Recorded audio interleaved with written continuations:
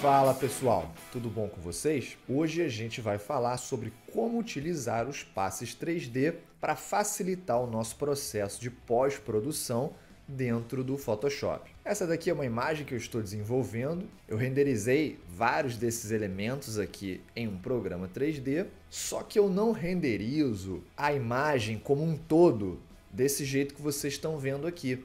Na verdade, em primeiro lugar, eu renderizo o máximo de elementos separados que eu puder e depois eu renderizo esses elementos em passes. Como assim, Brito, em passes? Vou mostrar para vocês nesse outro arquivo aqui. Olha que legal, pessoal. Tá vendo aqui, ó? Eu tenho uma pastinha que eu chamei de Espartano, que é o nosso guerreiro aqui. Ela tá mascarada e dentro dela eu tenho umas outras pastinhas e você pode perceber que cada uma delas tem vários layers diferentes. Mas que layers são esses? Bom, é que acontece o seguinte: quando você renderiza o seu 3D em passes, ele te dá a oportunidade de montar esses passes, e aí cada passe vai ficar responsável por uma informação diferente do render. Vai ter um passe específico para o brilho, um passe específico para a cor, e você vai montando isso até você chegar no que seria o resultado final. Isso te facilita muito, porque se você precisar fazer um ajuste mais fino, você não vai precisar renderizar a sua imagem do zero. Então vou mostrar rapidamente aqui um ajuste que já está feito, que é o seguinte, ó. Deixa eu voltar aqui para o original. No original, esse soldado ele era dessa maneira. Vou até voltar para essa imagem aqui. O que acontece? Eu renderizei o soldado, montei ele lá no outro arquivo, dupliquei a camada e joguei para cá. E aí comecei a trabalhar. Só que depois de um tempo eu percebi o seguinte: tá vendo que a capa dele tem uns brilhos esquisitos? Parece que parece que é de plástico, né? Isso aqui devia ser um pano, um couro de repente, mas tá um pouco estranho.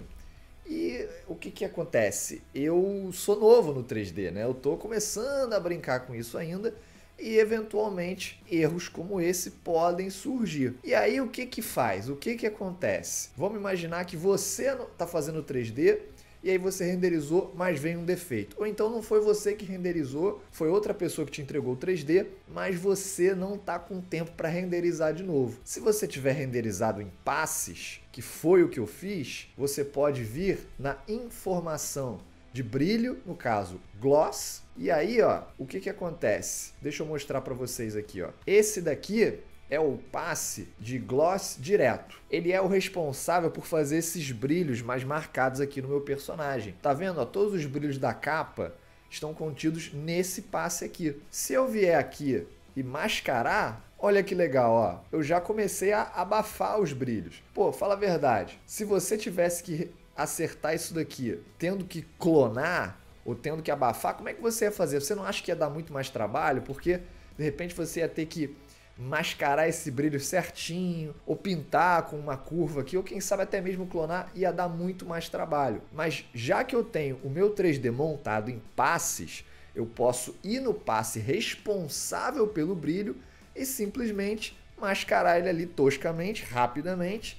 E ó, olha que legal, ó, antes e depois. E ainda venho aqui, mascaro mais um pouquinho, que é onde eu quero, né, que na verdade essa pasta inteira é responsável pelos brilhos do meu personagem. Ó, sem brilho ele fica assim, todo difuso, tá vendo? Não tem uma informação quase de especular aqui de brilho. Mas se eu juntar todos os passes de brilho combinados, que eu já vou mostrar para vocês como é que faz isso, ó, tá vendo? Ó, os brilhos voltam, mas aí eu posso mascarar onde eu quiser. E foi o que eu fiz aqui, ó. Dei uma mascarada principalmente na parte da capa. Então, vamos supor que se eu quisesse, sei lá, mascarar uma parte aqui dos brilhos na lança, eu poderia fazer também. Posso achar o layer específico para esse brilho aqui, ou eu posso mascarar na pasta em que possuem todos os brilhos. E aí eu pego um brush qualquer, com uma opacidade baixa, um brush suave, e começo a pintar de preto, ó. E aí ele vai, deixa eu até botar deixa eu botar minha máscara de volta aqui, ó. Ele vai escondendo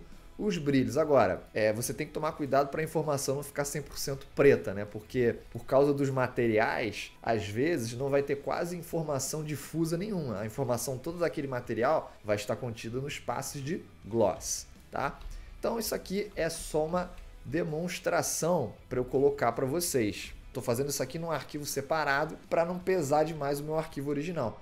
Quando você estiver satisfeito, você pode duplicar esse arquivo aqui, apagar essa parte, ou duplicar esse ler para um arquivo novo, passar ele para 16 bits, porque eu estou trabalhando em 32, ok? E jogar ele de volta na sua composição original, que foi o que eu fiz, ó. Eu já tinha acertado esse espartano aqui. Então, agora ele está dessa maneira. O antes era assim, com esse brilho mais forte. O depois, agora, eu já corrigi esse problema, aparece bem mais uma capa de tecido. Mas agora eu quero mostrar para vocês como que monta esses passes aqui.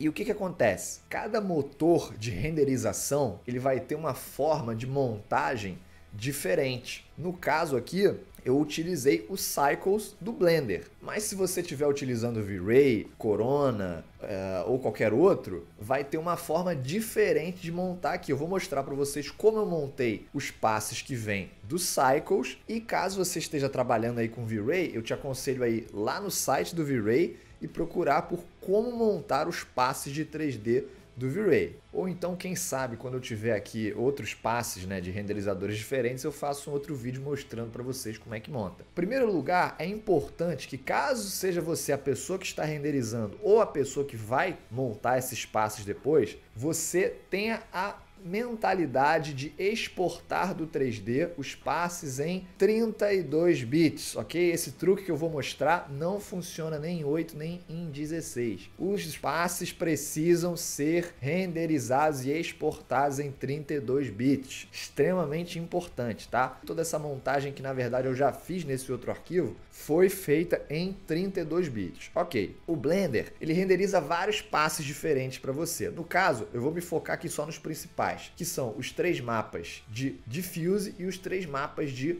Gloss, ok? Então, a gente tem um mapa aqui de Diffuse Color, Diffuse direto, Diffuse indireto, o Gloss Color, que mais parece uma máscara, né?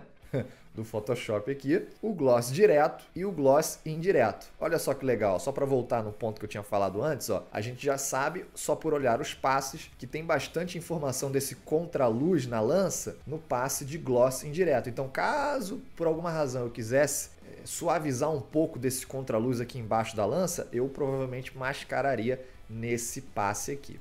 Ok, vamos lá. Primeira coisa que você precisa fazer é ter todos os passes juntos num arquivo só em 32 bits. O Blender ele me dá a possibilidade de exportar os passes num arquivo chamado AXR Multipass. E aí eu abro ele com um plugin chamado OpenEXR, que até onde eu sei só tem para Windows e não para Mac, tá? Infelizmente. Mas caso você não esteja trabalhando, não possa trabalhar com esse plugin, você pode exportar esses passes separadamente, um por um, ou pedir para quem está exportando fazer isso também, tá? Então, o primeiro ponto é ter os passes aqui todos num arquivo só, e aí a gente vai trabalhar da seguinte maneira: a informação de gloss, a informação de brilho, vai ficar toda por cima dos passes de Diffuse, ok? Gloss representa o brilho e Diffuse vamos dizer que representa a cor ou a textura do objeto. Provavelmente tem uma explicação mais técnica para isso, mas essa que eu estou dando já basta aqui para o nosso exemplo. Uma vez que a gente fez isso,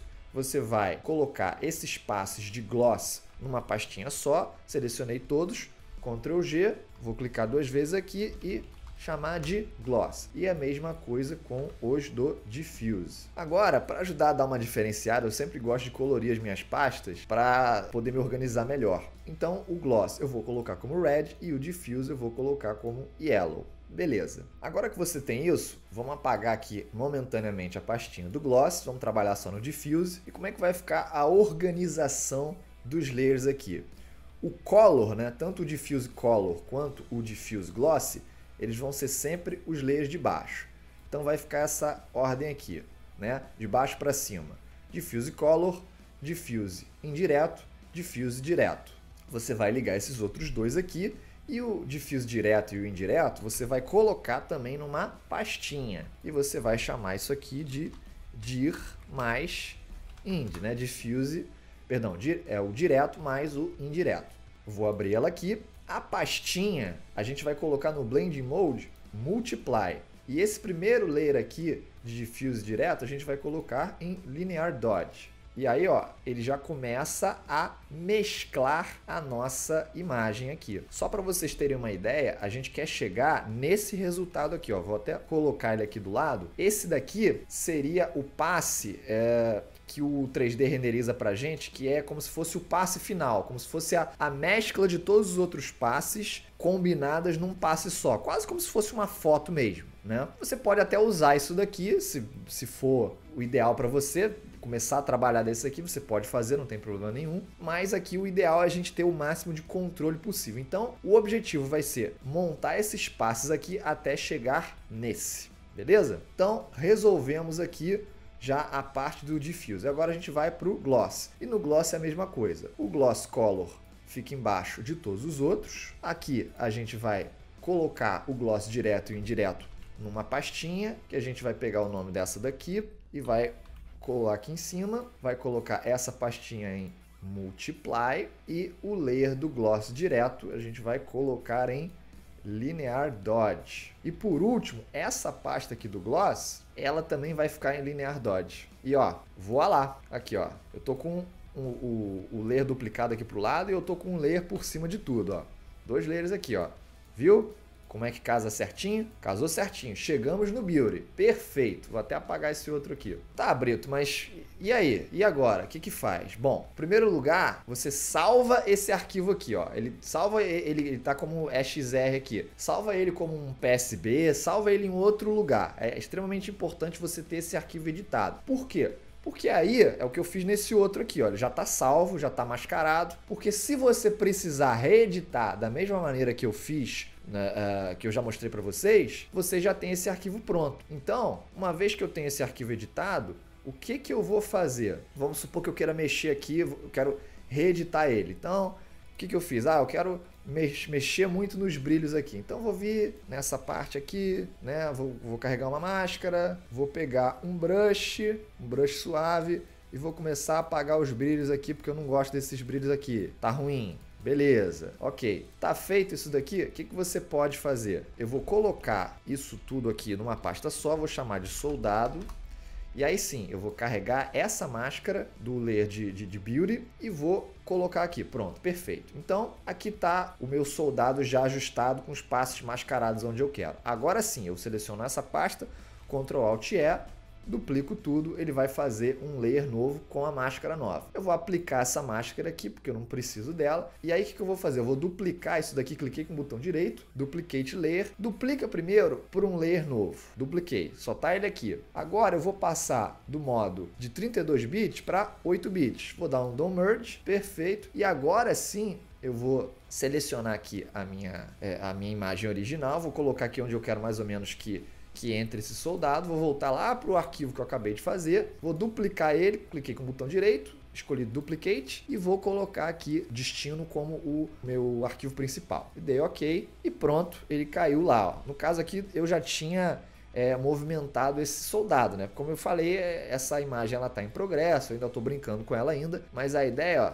seria depois você chegar ele para cá. Se você não tiver mexido ele, né, conforme eu fiz, aí ele já vai cair certinho, mas no caso aqui eu tô mexendo. Então voltando aqui, ó, antes ele era dessa maneira aqui, eu percebi que tinha um problema de brilho na capa, em vez de eu ter que clonar, em vez de eu ter que abafar na curva ou de qualquer outro jeito, fui lá no meu arquivinho separado, montado com os passes 3D para eu ter o máximo de controle possível em 32 bits, acertei tudo que eu tinha que acertar, mascarei, dupliquei um arquivo novo, joguei ele para um novo arquivo, passei de 32 para 8 bits e aí sim, joguei para cá, reposicionei e nós temos esse resultado aqui agora. Isso pode ser feito para várias outras coisas. Você pode corrigir, por exemplo, as cores do seu personagem, no caso aqui, né? No 32 bits funciona que é uma beleza. Se você quiser alterar, por exemplo, a cor da capa